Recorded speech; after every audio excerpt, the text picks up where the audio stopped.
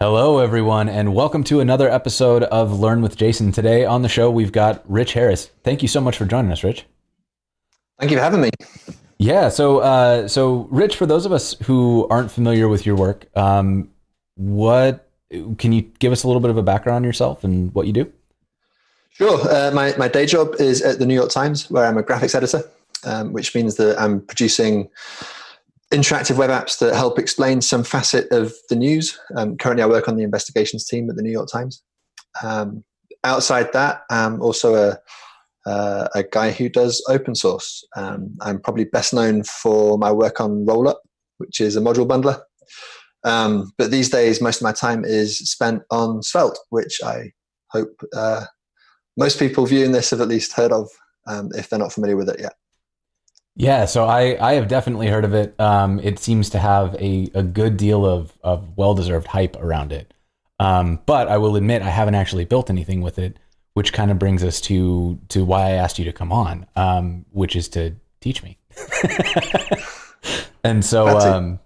so if we want to build, actually, maybe before we start, do you want to just give the 10,000 foot view of what Svelte is and kind of what spurred you to build it? I'll certainly try. It's actually a little hard to summarize, Okay. but essentially, if you've used things like React and Vue and other UI frameworks, then you'll be broadly familiar with the idea of building an application on the web out of components.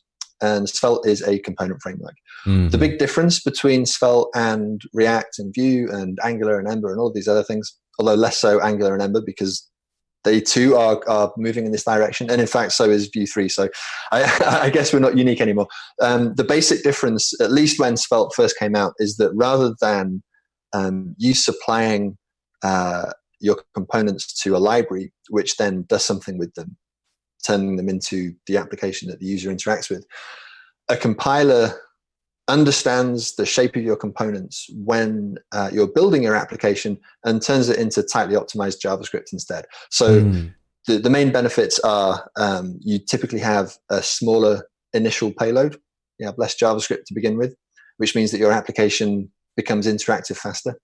And because you don't have a lot of work to do to figure out what needs to change on the page in response to a state change that follows a user interaction, for example, your application updates faster. So you can have more ambitious user interface that uses more animation, lots of transitions, lots of really complex design features, and you're not going to run into the same performance cliffs that you sometimes hit with other frameworks. So those are the Gotcha. two main benefits. The last benefit that is shown in the bottom left of the website there, the write less code benefit. Because we're a compiler, we're not constrained by JavaScript. Mm. Components are written in these Svelte files, which essentially a superset of HTML, and Okay. they contain JavaScript, but they're not JavaScript. And because of that, we can create a language that is very expressive and concise.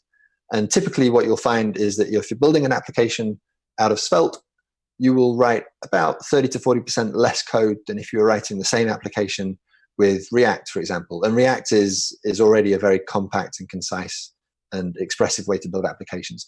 So those are the Yeah. three main benefits. It's less work for you, it's less work for the browser, and your application becomes interactive faster in most cases.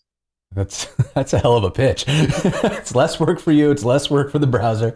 I'm into it. So, what would you say is the best starting point? Should we like just start with here, or do you want to do a hello world or? We can certainly skip over to the tutorial if you just click on the Learn Svelte button. This is what I usually suggest to people if they're not familiar with it, because this is a very quick way to get a sense of what writing a Svelte application looks like. This tutorial probably takes about an hour to a half to go through in full. Okay. If so, we can tinker around in here, or if you're ready, we can create a project on your machine and go through the whole process of doing that. Yeah. Let's Really up to let's whatever you create one prefer. on my machine. I think that'll be fun because we can kind of dive in.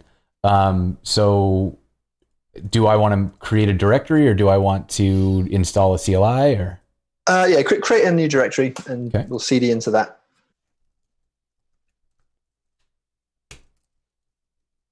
All right. And now you're going to type npx and then degit, D-E-G-I-T, svelte.js/template, and hit enter. And what this is going to do is it's just going to clone the starter project template using this tool called degit. And here we go. All right. So we are now looking at. And so it's scaffolded your project. And now if you do npm install inside that directory, it will install Svelte and everything else that it needs to get going. Okay. Let's do npm install.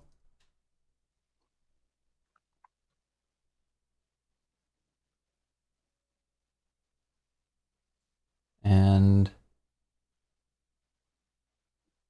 what's the like the back end of Svelte? Is it built on top of anything that we've heard of? Is it like a Webpack thing? Is it kind of? It's actually lower level than that. Svelte is well, it's many things. It's the compiler is part of the Svelte package, and in order to use it, you will typically have a bundler plugin that integrates with your tool of choice. This template uses Rollup because it's what I'm obviously most familiar with. Sure. And so it's using Rollup plugin Svelte. So if you look inside your Rollup config.js at the bottom, you'll see it's importing the Svelte plugin on the very first line. And then it's passing that as a plugin to Rollup. So when Rollup encounters a .svelte file, it knows that it needs to hand it off to the Svelte compiler, which will take the component, turn it into JavaScript and also CSS, and then hand it back to Rollup for further processing. Nice. Okay. That's cool. But there is also a Webpack plugin because Webpack is obviously hugely popular. Those are the two officially maintained plugins. And then there's a whole bunch of community maintained plugins for other build systems. Very cool. Okay. Yeah. And so this looks like it's pretty lightweight. It just comes with what looks like the build process. Yeah. And then this is, I assume, for us to get it. That's a development server. Got it. Yeah, Serve is, if you've used the package spelled SERVE, Serve SIRV is just a smaller and faster version of that. So it's just a nice way to look at the project during development and get live reload and all of that stuff. It's all built into this project template. Nice. Okay. Very cool. So should we do a tour of kind of what's in here? So I'm looking at a basic setup of main.js. Okay. So all right. So we're going to stick this into the document body. I assume I could set this to kind of whatever I wanted. Any DOM element. Yeah. Okay. And then we can pass in some data. All right. I should probably look for a Svelte. Let's see. Is this the top one?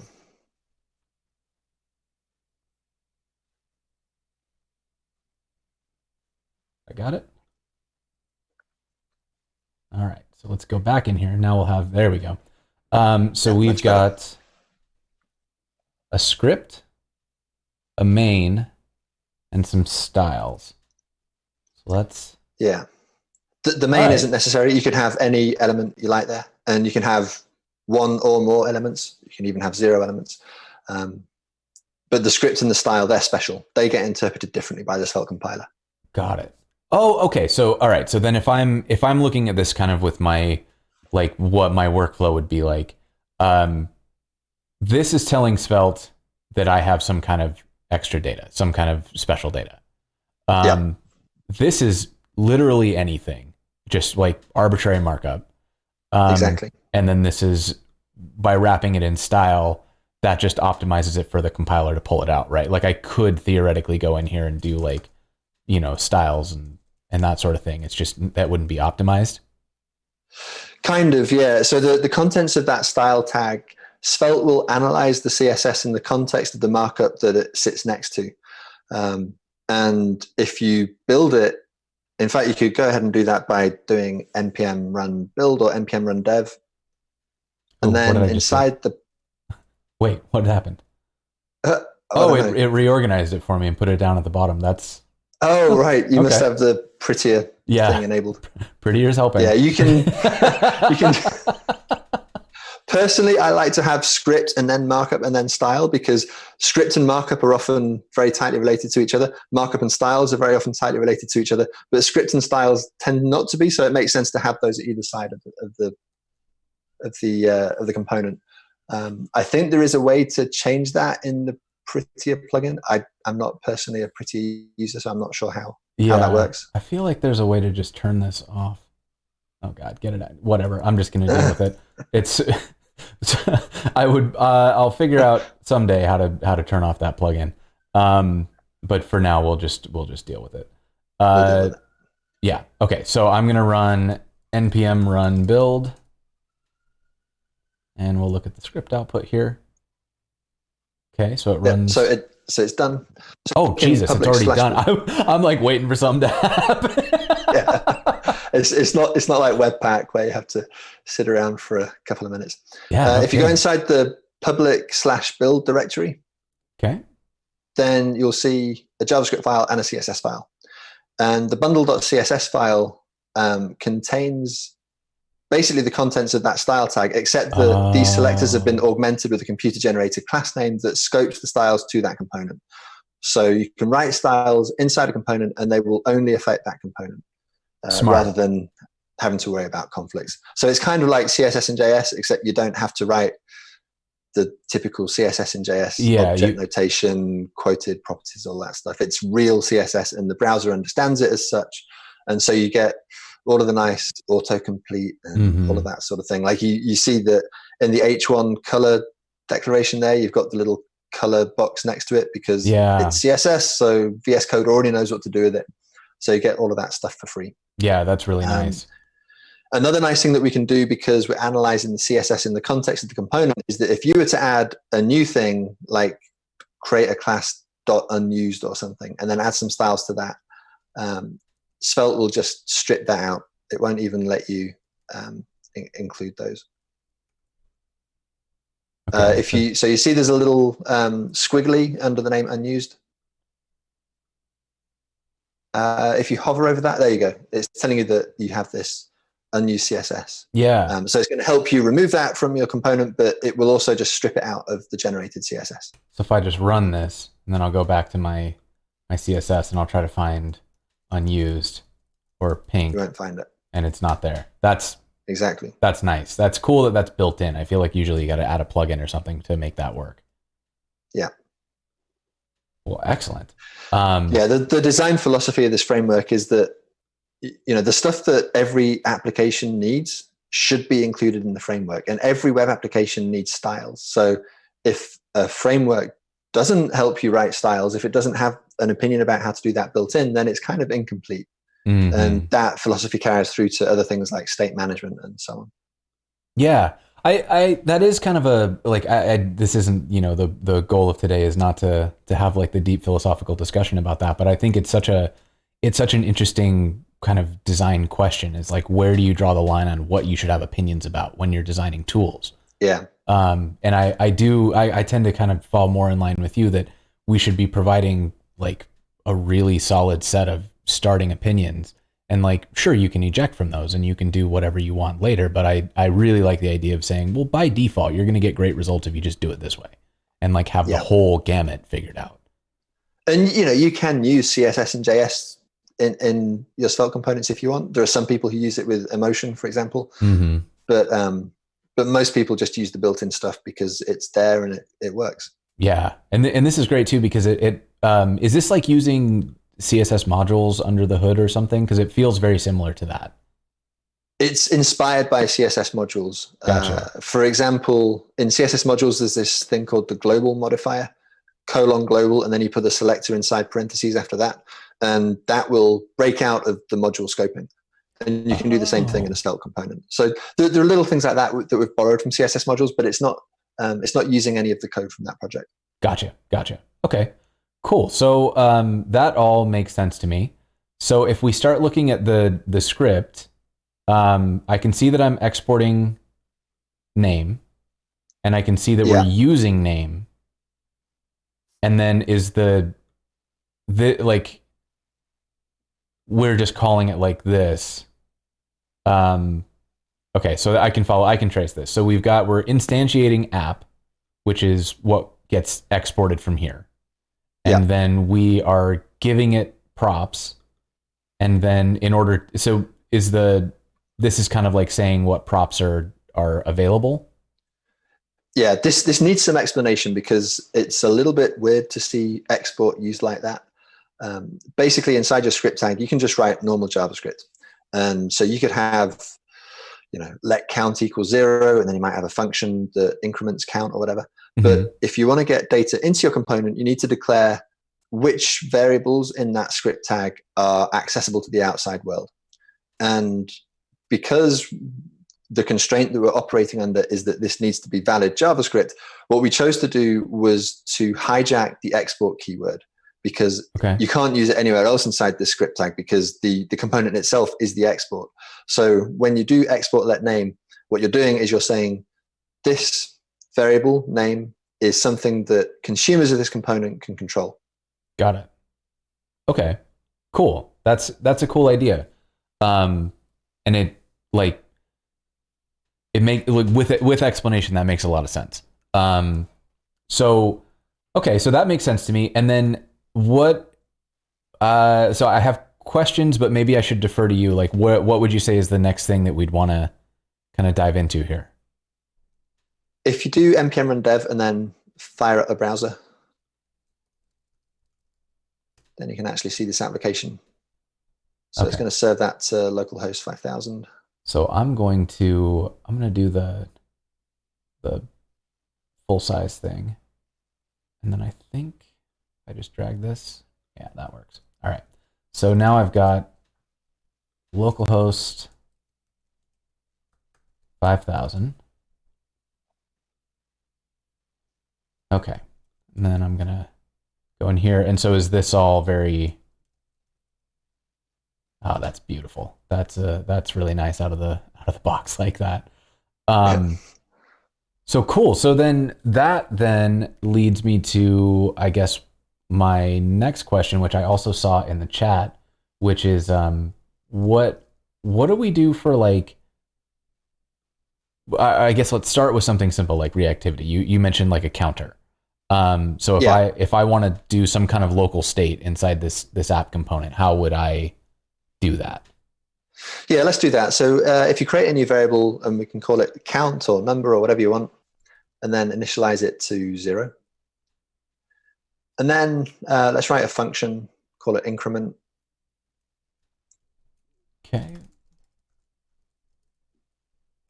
And I guess we would just take like, I guess we can just do. And you can just do literally count plus equals 1.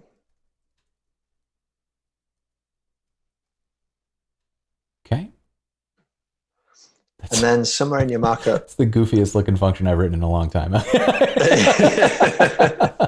I mean, you don't need to return anything. It's literally just going to. We don't have to return it. No. This will okay. make a lot of sense in a moment. And then if you add a button somewhere in the markup. Okay. And then inside, you could do count colon and then the variable.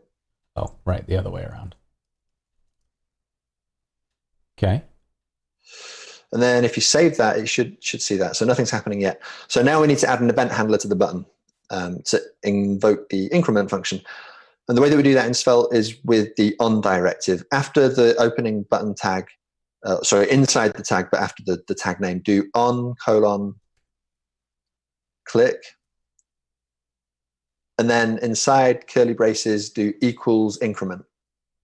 Inside curly braces? Yeah, on colon click equals curly's increment. Oh, I got you. Okay. So this is basically the same as how in React you would have on click with a capital C. Mm-hmm. It's the same idea. And there we go. All right. Okay, that makes sense. And so this is we're basically we don't need some kind of fancy handler like use state or set state or whatever because we just have a local file, and so we get to rely on like how JavaScript works. Yeah, there's no API for modifying local state. The assignment operator is the API essentially. And we can do that because we're a compiler.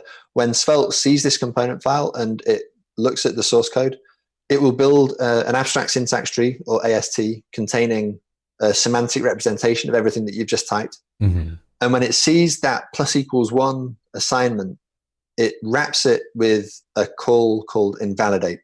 Invalidate is a function that Svelte creates and passes to the component, and it will tell the Svelte runtime that A, the component needs to be updated on the next tick, and B, that component needs to be aware that the value of count has changed. Mm-hmm. And so that's how updates happen. Once you call that, it will schedule an update for the next micro task. So any other updates that happen will be wrapped up into the same micro task. So you don't need to worry about batching or anything like that. The Svelte takes care of that. Nice. But that's all that you need to do in order to make changes happen. Very cool. So that, all right, that is all. It's so cool to talk to people who are doing smart stuff like this. Like, it's so, just thinking about the way that you're putting that all together and kind of just taking advantage of stuff that already exists, is really, it makes me want to do more stuff with like the lower level code. So what about if I want to create like another component, right? Like I want to create, say, let's move this. How would I want to do this? What if I want to have the button as a component and then like show the count from the button somewhere else too? So you want the button inside the component, but you want the state to be read from outside the component. Yeah, so I guess this would kind of be getting into the idea of like app state, like global state that we could pass around. There's a few ways that you can do this, and which one you'll choose will depend on exactly what you're doing, but we can work through all of them. So let's create a new component and call it button.svelte. Okay. And then I need like my script, and I need my style, and then I'll have some markup. Yeah. And so I guess my markup is just going to be what we wrote in here, right? Yeah. Okay. Oops. So I've got that, and then if we just kind of like assume that we were going to do something like this, maybe we can refactor this way first. We'll take it and have it do what it did before. Yep. That makes sense.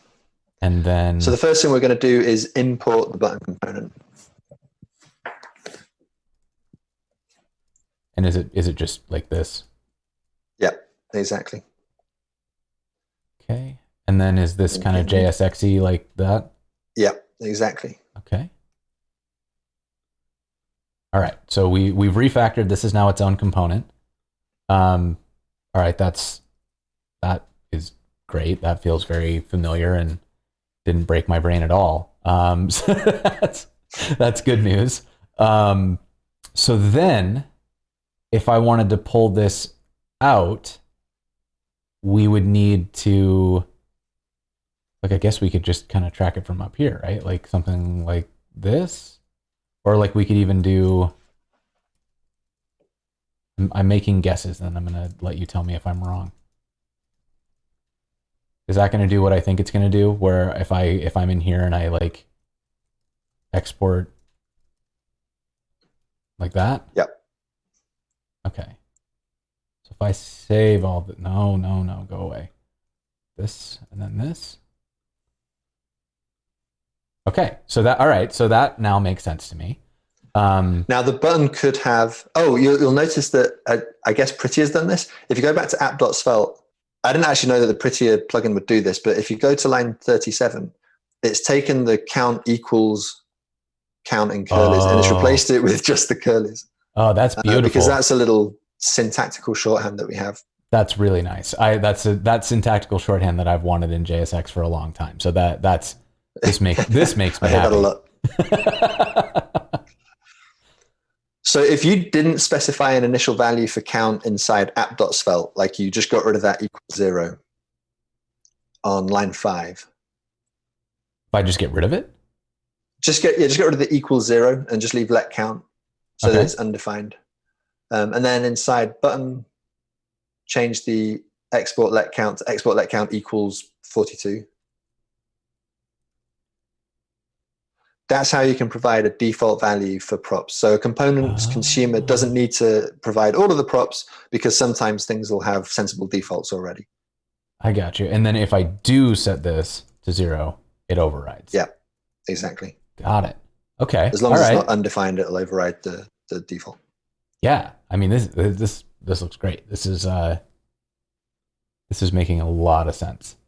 Okay. So then if I want to have more than one of these, like if I set another one and like maybe this one, I just want to set the count. What if I just did like that?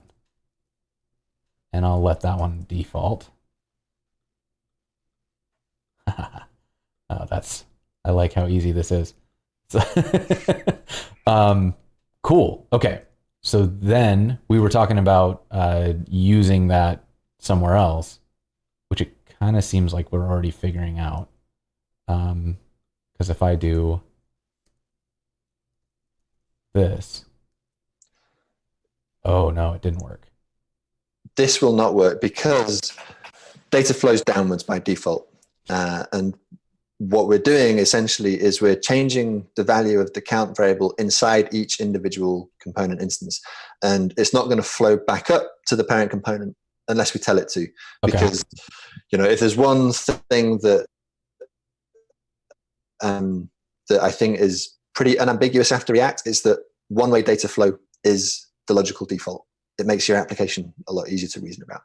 If you want to opt into two-way binding, you can, but you need to do it explicitly. What we can do is on that first button on line 37, change the count there to bind : count without any curlies. This is equivalent to bind : count equals count in curlies. And what that is going to do is bind the value of count in the parent to the value of count in the first button. Okay.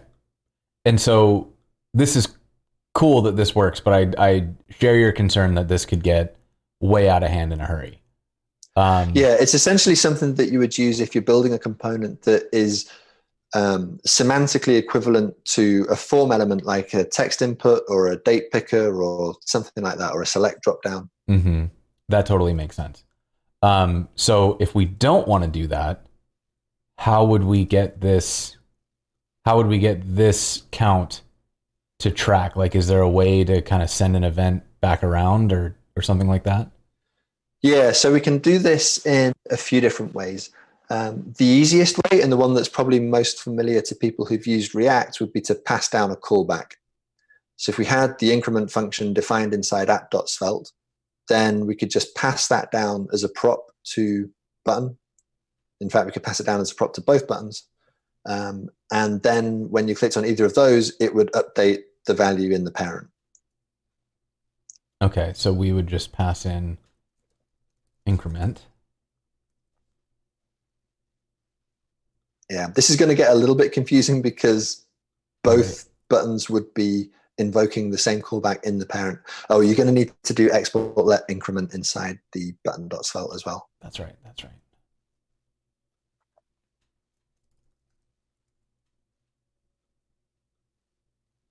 Oh no. There's an error somewhere. Okay, so if you open the console, it might give us a clue. Oh no, it's because you commented out one of the.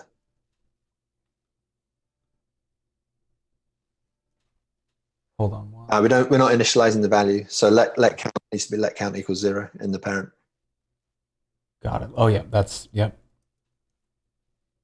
Okay, so now we've got that, and when I click it, it does what we expect. So we've got our callback passed around. That makes sense. So this would be like we could set this up as like maybe this doesn't do anything other than pass some initial values into a component, and then this becomes kind of like our state management component, or however we decide to architect that. But yeah.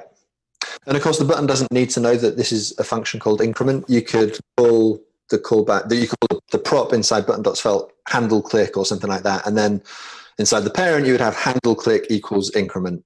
Mm-hmm. And so we could do something like, and we could also have this default, right? So we could just have this kind of, that could be our default, is that it'll Yeah, increment. Um, but then, and that makes life easier for this down here because we can get rid of this. And this one then becomes handle click equals increment, but let's have it jump up by 2 at a time.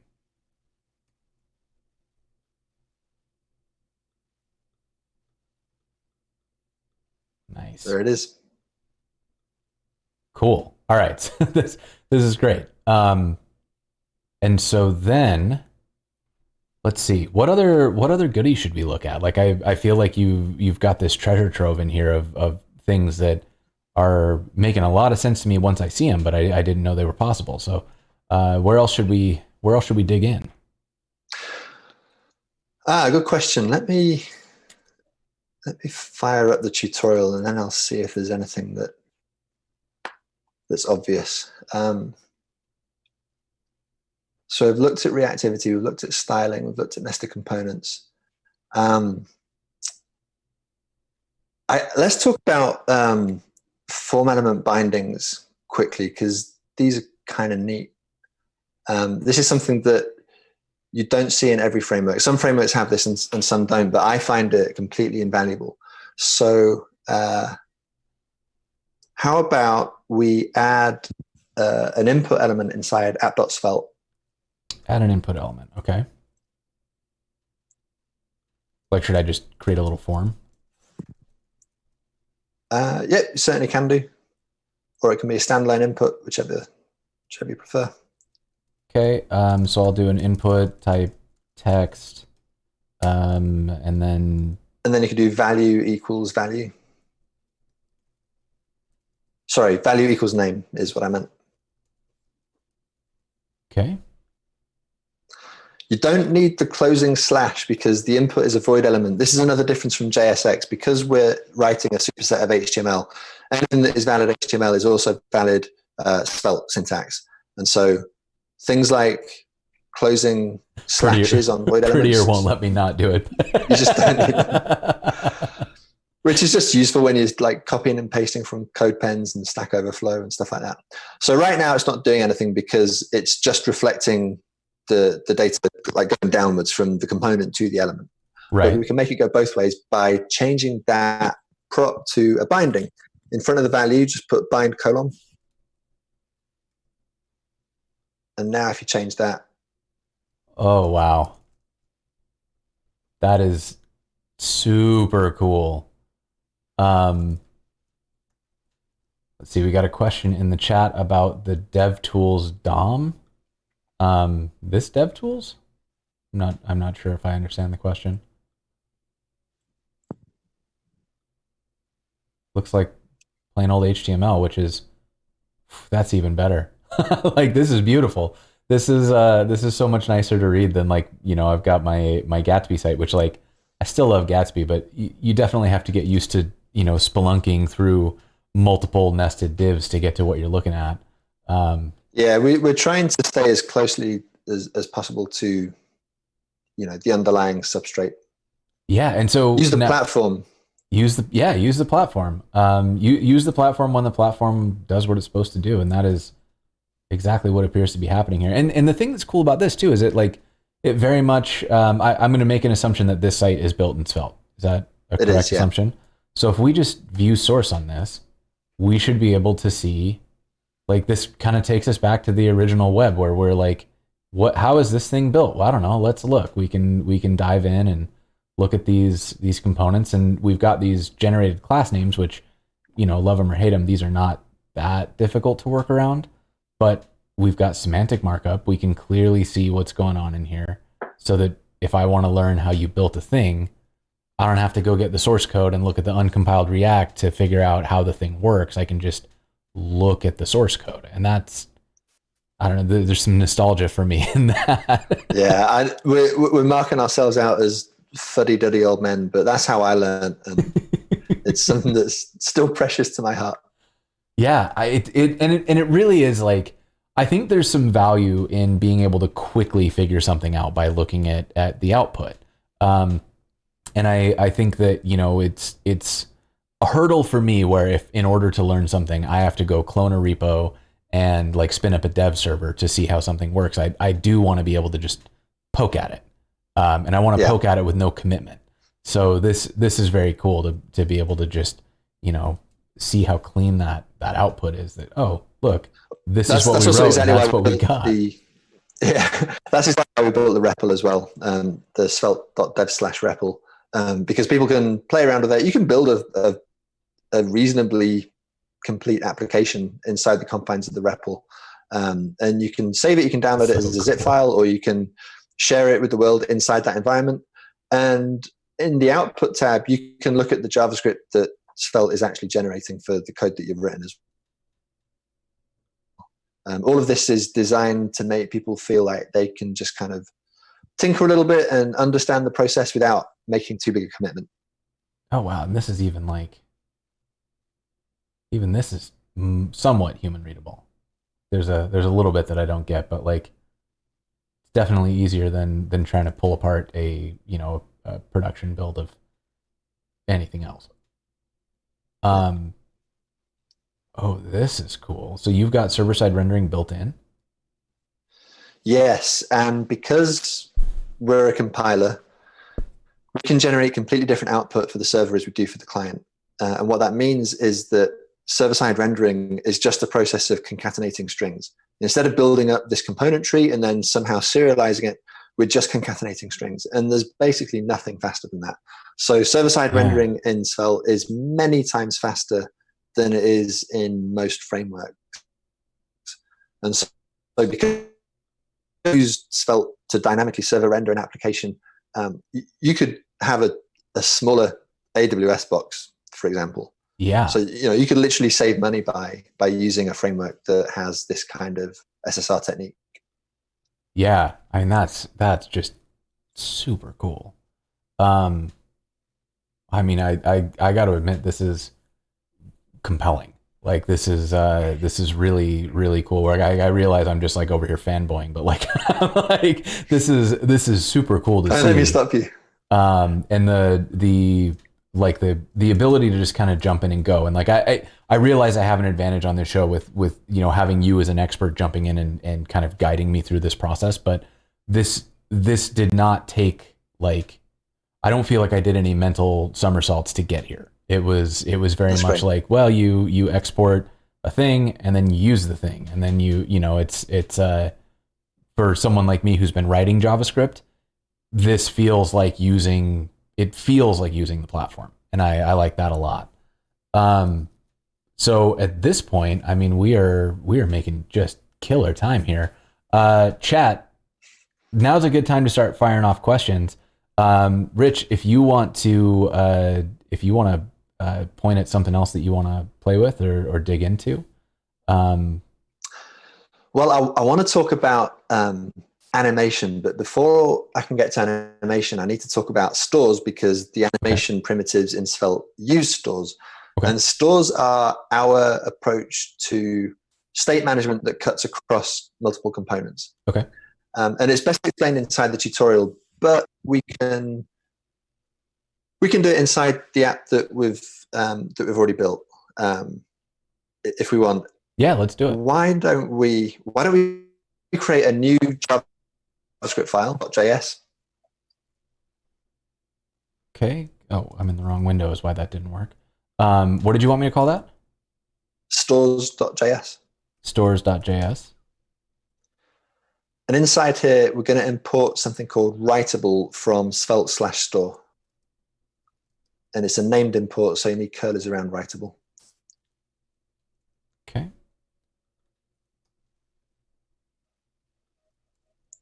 Oops. Okay. And then let's do export const count equals writable, and then initialize it with 0. Okay. And now back inside app.svelte, we can import the store that we just created. And we called that count from, and we'll need to get rid of the other occurrences of count, because that declaration on line 6 is obviously not going to make any sense anymore. Okay, but we can just keep the rest of it, comment right? comment out line 7 for now, because we'll need to come back to that. Okay. Okay, get rid of the second button. We don't need that. That's going to make things confusing. Okay. And this time around, because we, okay, am I explaining this in the wrong order? Okay, just bear with me. This will come to make sense. Change the count prop on the button to count equals, and then the name of the prop is going to be $count. Like so. Exactly, yeah. Okay. And if you save that, and I don't need to import this as $count? No. Okay. So we've got a couple of things going on here. If you change that on line 34 to $count as well. $count, got it. So we have two things. We have the store itself, which is what we created in stores.js, and we have the store value, which is whatever the current value of that store is. Okay. And all we're dealing with here, all the store is an object with a subscribe method. And the subscribe method takes a callback that gets invoked when you call .subscribe every time the value of the store changes. Okay. And inside a Svelte component, you can reference a store value by putting a $sign in front of it. So this is just kind of like a shortcut. Yeah. In fact, you know what? This will make more sense if I talk about subscriptions first. So go back up to the script at the top of this file. And then do, on a new line, count.subscribe. Then we're going to pass in a callback that takes the value. And that's it, just the value. Okay. And then on line 7, just do like console.log value or whatever. Oops. There we go. Okay. Okay, and if you look at the console, it should have logged 0. Yes. And now we'll actually implement the increment function. Okay. On line 11, do count.update, and then we're going to pass in a function that will, let's see, n arrow, like so. Yeah, put n there, and then return n plus 1. Okay. All right, so we've got our function. Let me drag this down a little bit. Okay, and now our subscription is doing things that we want it to do. Yeah. All right. So that's good, but count.subscribe is kind of a lot of effort. Right. And it's risk creating a memory leak, because if this component was created multiple times and then the component was destroyed, the subscription would remain active. And that's how memory leaks happen. So when you destroy the component, you also need to tear down the subscription. And you can do that by getting a reference to the return value of count.subscribe, which is just a function that will unsubscribe. So you can do const unsubscribe equals and then everything else. And then we could use a lifecycle function to call unsubscribe when the component is a mount. Okay. And how do you do lifecycle methods? Or we can just use the... Okay, yeah, let's do that. Do import on destroy from Svelte. So these are, you have to explicitly opt in to the lifecycle. You know, I actually kind of like that, because it feels more like I don't know. I maybe this is, you said fuddy-duddy. I think maybe that's what it is. I like explicitness in this kind of stuff. And you can call these lifecycle functions from anywhere. So you could compose them the same way that you can compose React hooks. You can compose these lifecycle functions, and have some other thing call on destroy on your behalf. But for now, this will do. So now that subscription would be destroyed when the component was destroyed. Right. And we can just do it like this. And then we can talk about those more later. But okay, so effectively this is a decent amount of boilerplate to get this value. Yeah. So what Svelte does is it does that boilerplate for you. If you have a reference to $count somewhere in that component, it will create all of that boilerplate and it will keep that synchronized on your behalf. Okay, so this is effective. And it will also handle the unsubscription. So this is sort of like if we had done let count, and then like this was every time that it did a thing, exactly. It would do like count equals. I got it. Yeah. I understand. Okay, so that's very cool. That just kind of expands for us. So we don't have to do any of that work. We just get to import the count store, and then this signifies the value of count. Yeah, I'm into it. That is that's great. And it was really helpful to see how that works the long way. I should also emphasize that you can do $count plus equals 1 instead of the count.update if you prefer to do that. The update API is useful if you're writing inside a JavaScript file because the compiler isn't there to do all of the boilerplate for you. But if you prefer, you can just replace all of line 8 with $count plus equals 1, and it will work exactly the same way.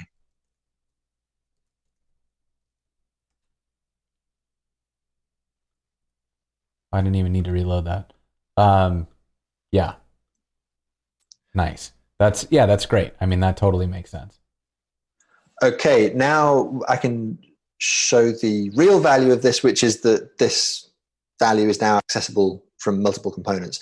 Let's create a new component and call it resetter.svelte. Resetter.svelte. Okay. And inside the script tag, we'll import the count store. Import count from stores. And we probably just want like a button or something. Button. Yep. And then our on-click is going to be, we can either create a name function or we can create an inline function. I think name functions are a little bit more readable, so we could just call it reset and then create a const reset equals blah. And we're just going to do something like count equals 0. You can do $count equals 0, or you could do count without the dollar dot set 0. Either one is going to work just fine. Okay. All right. So these, that works. And then if you import that component into your app, skip my messy shorthand there and do an actual function. Okay. So now I can import this into the app. We've got a resetter. And we'll call that down here.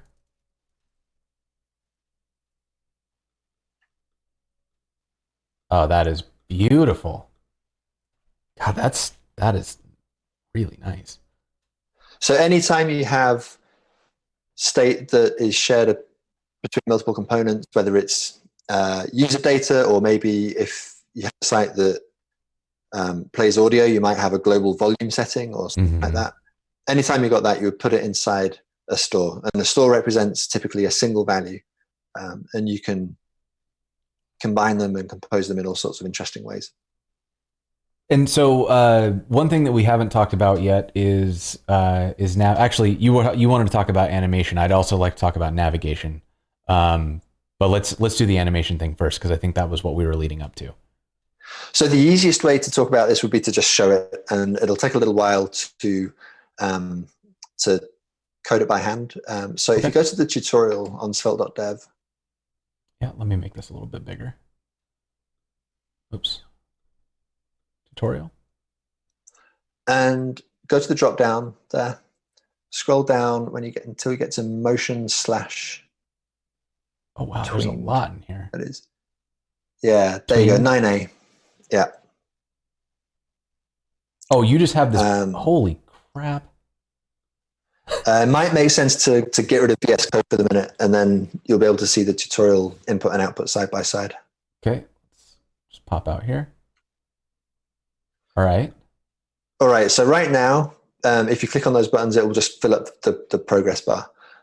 That's because the tutorial is incomplete. So the idea is that as you're going through these tutorials, you complete the little coding exercises in the white boxes, and then you'll get the output that you want. So all we need to do initially is replace writable with tweened, and we're going to import that from Svelte/motion instead of Svelte/store. Motion. Okay. And then we don't need this anymore? Just get rid of that altogether. Yeah. And then on line 4, turn that to tweened. Okay.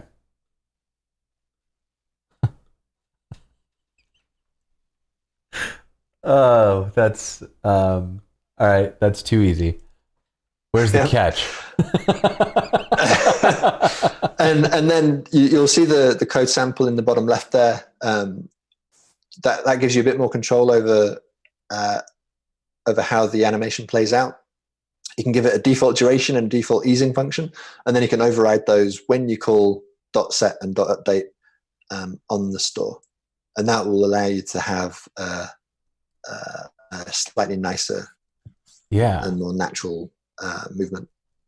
Okay, so we're just gonna give this a shot. I'm just gonna run through what the tutorial says. So we've got a duration of 400 milliseconds, easing, and then I'm assuming that this is like the function to draw the Bezier curves for the animation. Exactly, yeah. Oops. Nice. If you want to have some fun, you could change it to elastic out or something like that instead. Oops. So elastic out.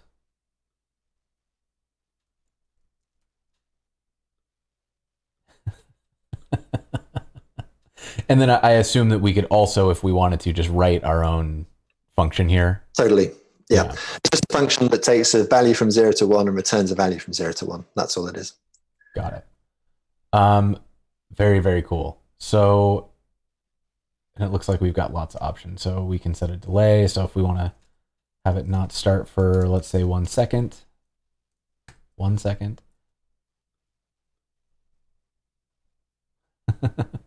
Oh, this is this is very intuitive. Like, I mean, I think the tricky part, right, is just going to be remembering where everything comes from. But it looks like like having this is really nice and an idea that I'm immediately going to try to steal for like every project that I work on. This is really, really good. So let's see here. We should do what else? We can certainly look at Spring. It's a similar idea, but instead of having an easing function, it uses some fairly basic Spring physics so that you get a more natural motion that isn't predetermined. Okay.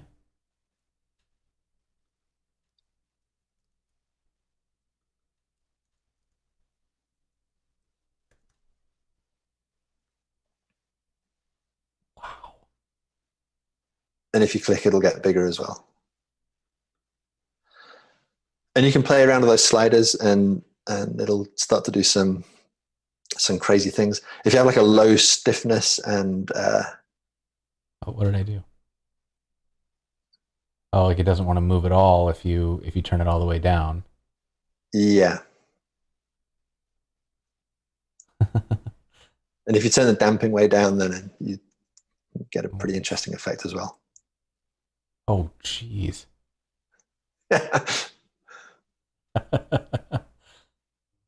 That's wild. Yeah, this is fun. And that's just built in. That is okay. Let's look at this code. So we are just creating a red circle. We set the coordinates and the size. So the size is the like expansion. The coordinates is following the mouse. So then, yeah, we're just binding that, and then on mouse move, on mouse down. That is really nice. I love stuff like this where it's, like obviously I can't even talk about how much time I've spent trying to get this stuff to work well in React. Um, so just kind of having that built in is really nice. And like, Yeah, I mean, this probably speaks to the different origins of those two projects. React is built so that it can solve Facebook's problems, and mhm, typically they're not doing a lot of stuff with motion as part of Facebook.com. Svelte came out of the news business because I work on news graphics, and typically we're dealing with pretty large data sets quite often. We are trying to build these fairly richly interactive things that tend to have a lot of motion. And so stuff like this is stuff that I need for my day job every single day. And mhm. so that's why it's been one of the main priorities for me personally to get this into the framework. Yeah, yeah, and I mean, and it does like, yeah, you can kind of see the bones of what the tool is built to solve, um, and it's you can see that like for those of folks watching who aren't familiar with like the New York Times kind of animation stuff, like it's really ambitious and very very cool. Do you have a particular example that we can show just to throw in the chat and show people the sort of stuff you're building with this? Uh, yes. So all of the recent stories that I've worked on, they're not exactly cheerful. They are about child sexual abuse on the internet, but they do use Svelte. So let me think. I'm just going to try and remember uh, what the name of a recent one is.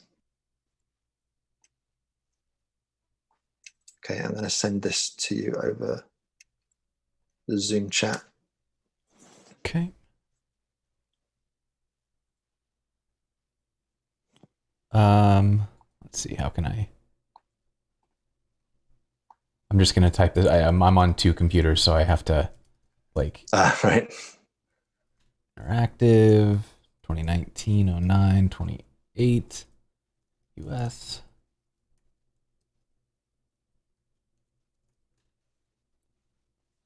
Okay, so I'm gonna drop this in here. Um, Okay. oh no, that was not the button. Okay, so yeah, these are just like very cool. There's like a buzz term for this, scrolly telling, I think I've heard. Um, That's yeah. We call it that quite often. but yeah, so it's just kind of like tell a story, but tell that story with these highly interactive visuals. Um, and it's just wow, holy crap. Oh. But yeah, just it's such a like powerful way of making these points because if you just say these numbers, they mean something, but like I feel like our brains don't respond to like written numbers; they respond to movement and comparisons and like visual difference. And so being Yeah, able very much so. to kind of play with that is just such a um, it just gives us so much power in what we can do. Um, but anyways, this is something to dig into on your own if you are interested in just kind of like what type of world would have led to a tool like this, coming into being the way that it is with the focuses that it has.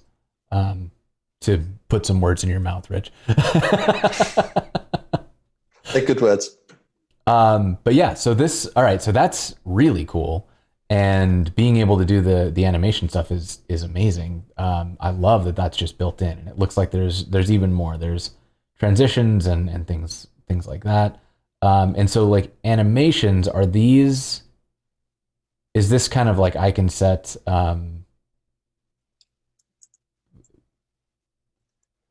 Let's see. Yeah, this one's a little easier to show than to tell. You can either go through the tutorial or just click the show me button at the bottom of the tutorial step. Let's do that. Um, Okay, so I now. Oh, that's cool. And so the idea is that this is all done programmatically. So let's look at how that works. Um, So that's our easing function. Crossfade and transition. Yeah, so this is actually a fairly complex example because it's using both transitions and animations, and we haven't described either of those yet. But essentially, a transition is a function that runs when an element enters the DOM or when it's about to be removed from the DOM. This is something that people often struggle with a little bit in some frameworks, because if you have, say you have a conditional block and you want the element, instead of just vanishing from the DOM when that condition is no longer true, you want it to gracefully fade away or fly away or do something like that, which is quite a common requirement. Normally in the state-driven world, that's a little bit tricky to orchestrate, because once the element's gone, it's gone. It's pretty easy to do like a fade in, but a fade out is much harder because the element is taken away from the page before you've had a chance to apply an animation to it. Yeah, you have to like do all this, like block the original event and then do a thing and then like call another thing later. And like I've set some of these up. Exactly. And it's there's some hoops. There's a lot of hoops. In Svelte, if you add a transition directive to an element, then when its surrounding block disappears, the element won't immediately be taken out of the DOM. It'll defer the removal of the element until the transition has completed, and so that gives you an opportunity to do any kind of graceful exit that you have in mind. And the transition API that Svelte has lets you write a CSS transition using JavaScript. So you have the full power of a programmatic interface, and you can use any of the easing functions that are available, but it will compile it to a CSS animation, which means that it runs off the main thread. It's battery friendly. It's generally more performant than stuff that runs inside a request animation frame handler. And you get all of those benefits with a pretty compact API. Yeah. That is, so all of this is just going to become a CSS animation? Yeah. Wow. Yeah, crossfade is by far the most complex transition that we could introduce this concept with, but it's useful for the to-do list example because it shows how you can make it appear as though an element isn't just vanishing from one list and appearing at the other list. It's actually kind of moving in the way that our human brains would expect an object to move. Yeah, and I mean it really is cool. Like you can see if I type in here, the thing kind of pops in instead of just like appearing. Yeah, and the same on the way out. So that's really nice. And you're right that this is a little complex, but there's a whole section on how these work that I skipped. So if you're feeling overwhelmed, go back and do the reading. So this is very cool. And so then the next thing that I wanted to ask about is the idea of navigation. So a lot of what we've looked at, and presumably a lot of what this is used for, is kind of like single page experiences. Is there a kind of a single page app sort of approach with Svelte? There's a few different possible approaches. There's a lot of maintained routers or routers for the Americans. And we haven't like officially blessed one as the official Svelte router. But we do have a companion project called Sapper, which is what we recommend for people who are building applications with multiple pages. Sapper.svelte.dev. Sapper.svelte.dev. Yeah. So svelte.dev and sapper.svelte.dev are both applications that are built with Sapper. And what it is an application framework that is built on the component framework that is Svelte. And it gives you server-side rendering, routing, all of the things that you need if you're building an application. It's kind of like the Svelte version of Next.js. I got you. That helps categorize it. And does React is a component framework, and Next is an application framework built on top of that. In the Vue ecosystem, you have the Vue component framework and Nuxt, which is their version of Next. Sapper is our version of Next. And you can use it to. is Sapper running on a server? Like, is it a long running process that's hosted? It can be. There are two modes. There's the node mode, which is actually Sapper.svelte.dev is not this, but Svelte.dev is. Okay.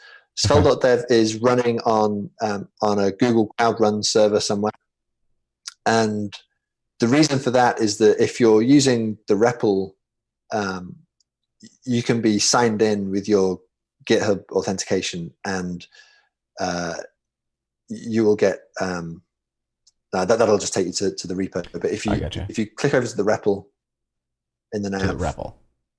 yeah, Oh, I and gotcha. go to Log in to login to save. save. Yeah, Nice. so you can be logged in, and so you will get slightly different responses to every other user. So that needs to have a server that's actually serving these responses. Mm-hmm. The Sapper website doesn't have any of that. Everyone who visits that website will get the same response for every page that they visit. So it makes sense to just bake that out as static files in the Jamstack way. And Sapper lets you do both. Mm-hmm. Using the same development process, you can build a site that uses sessions and everything else, or you can use a completely static site. And the only difference is whether you type Sapper build on the command line or Sapper export. Okay. And the export, I assume. Similar to Next. Yeah. Yeah. Okay. I get you. I get you. Um, Excellent. Well, that's super cool. So then, the question that kind of spurred this is when we were looking at this Svelte app, and then we were looking at stores.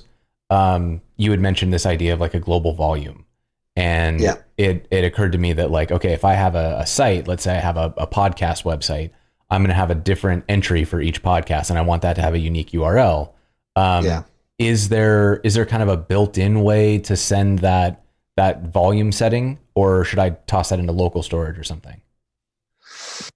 Um, Not built in as such. A local storage would be a smart way to do that, definitely.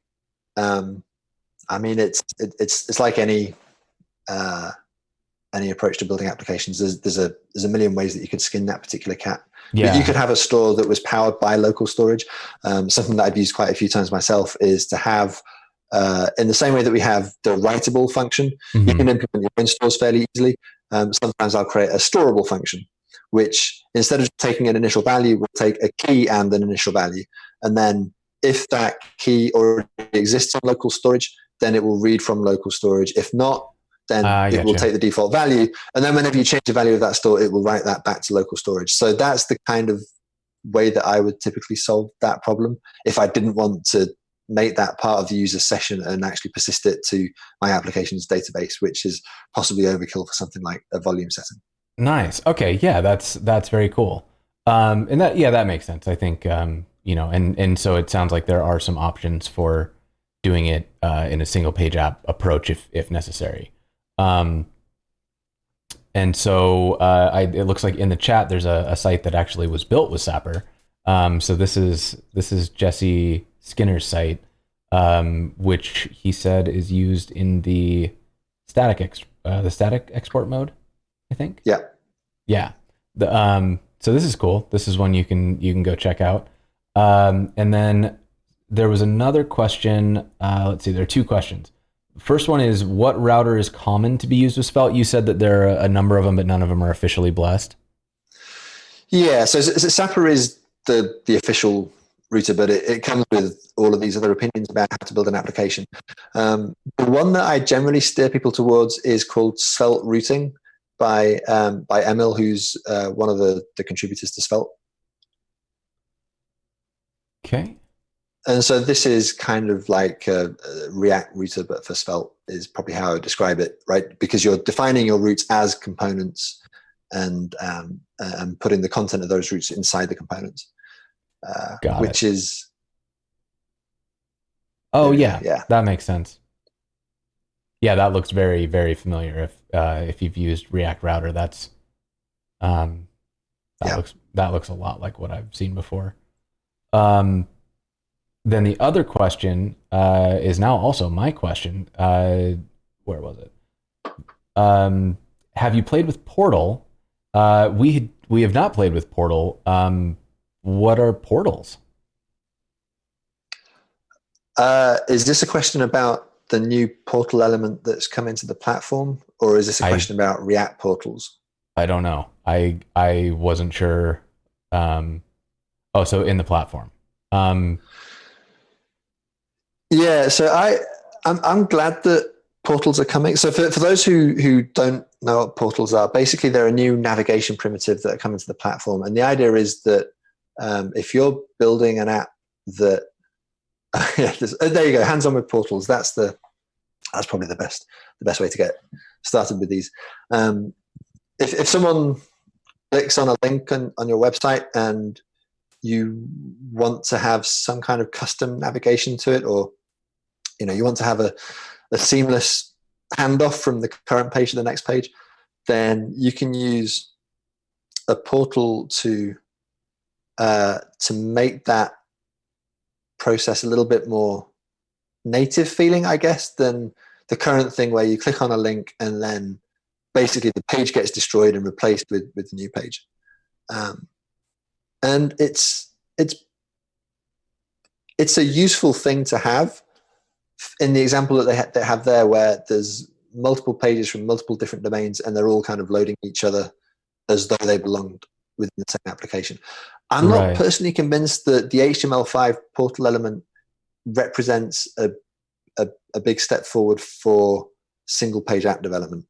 I actually think it's possibly a bit of a step backwards, because what I think is over the next few years, I certainly hope that we're going to see web user interfaces, and particularly the navigation between different pages within an app, start to reflect the kinds of interaction design we see in native apps, which involves fluid transitions, Yeah.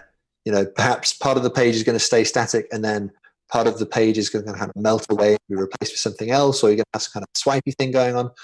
And as far as I can tell, portals they're not going to help with that sort of thing. The only way to make that happen is to actually stay on the same page and use the HTML5 history API Right.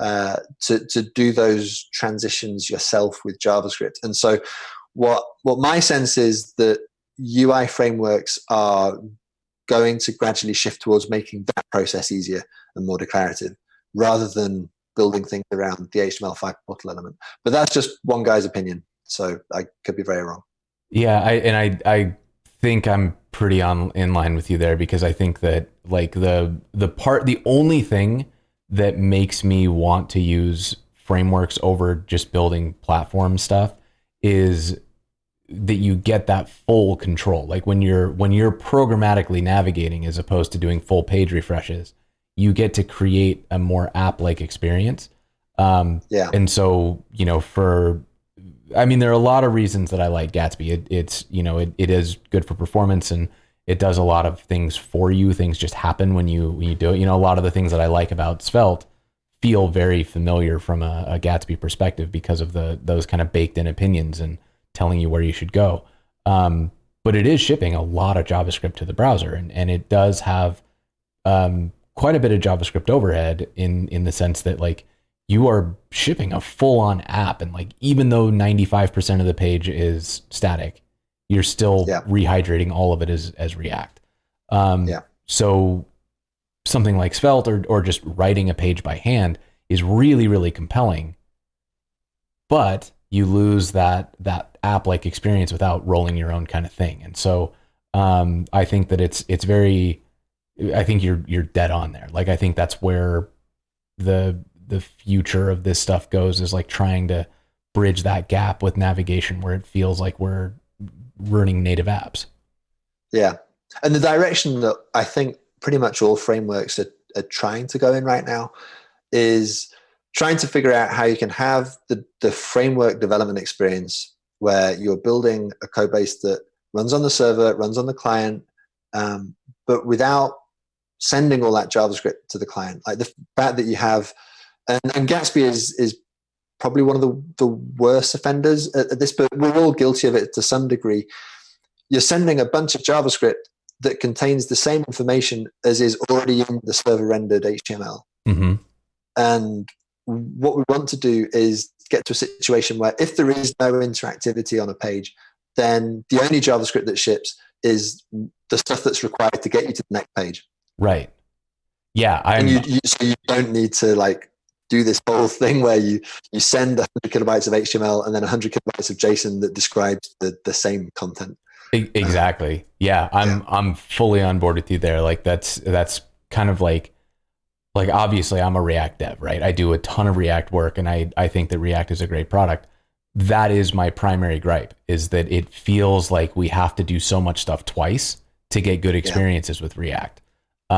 So yeah, I think I'm very, very much on board with kind of pushing that next phase forward where we get partial rehydration or some kind of like smart compiler. Like if we can get Svelte to do the SPA thing in a, and I don't really know how that works because I haven't looked at all under the hood, but that feel where like we're only doing the work that has to be done.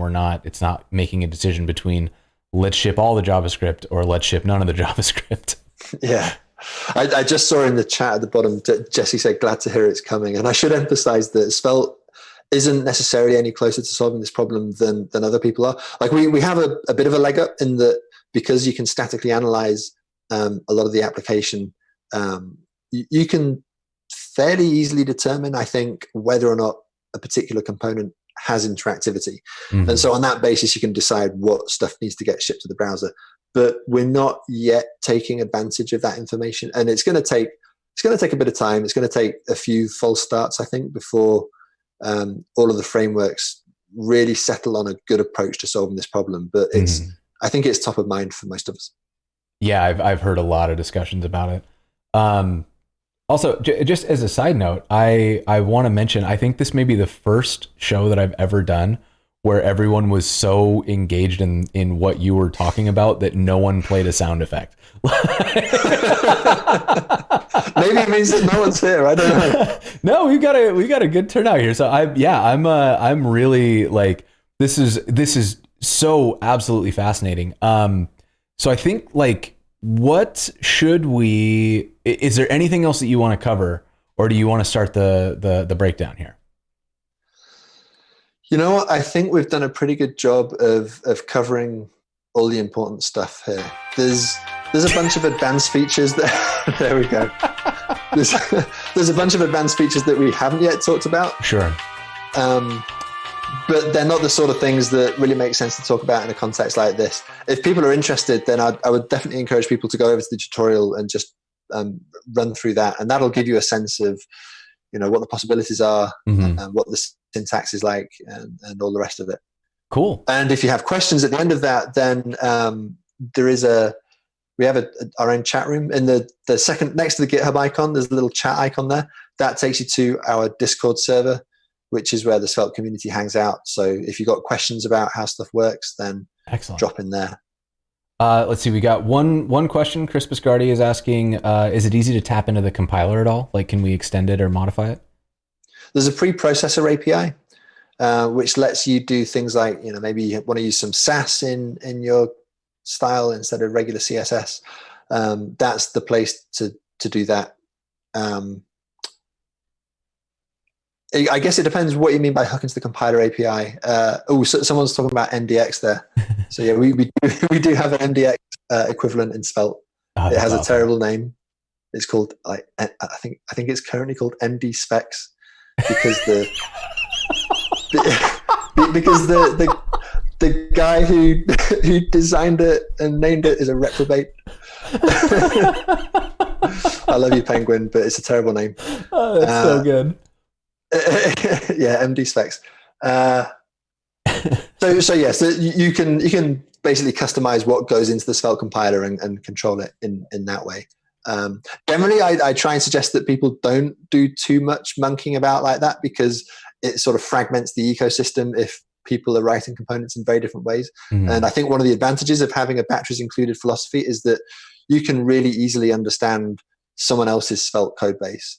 And so that's what that's what I tend to preach anyway. Yeah, I can definitely see the benefit of that. Well, Rich, this is so valuable. I think judging by the chat, you've got a lot of people convinced to go try Svelte. I know I'm probably gonna mess with it for some projects too, because this is really fun to write. It's really nice to to see view sourceable code again. And so, yeah, where should people go to find you online? I know we've got your Twitter, so I'll drop that in the chat. Anywhere else that you want people to check out? No, I guess that's it. Just make sure that you click my website link in my Twitter profile. It's very important. I won't spoil the fun. If you, yeah, that's my personal website. Thank you for having me on the channel. Yeah, absolutely. Thank you, Karan, for suggesting it, making it happen. That was a great suggestion. Thank you for making that suggestion. I'm super happy you were here. Chat, stay tuned. We are gonna raid. Rich, thanks again for coming on, and we'll see everybody next time.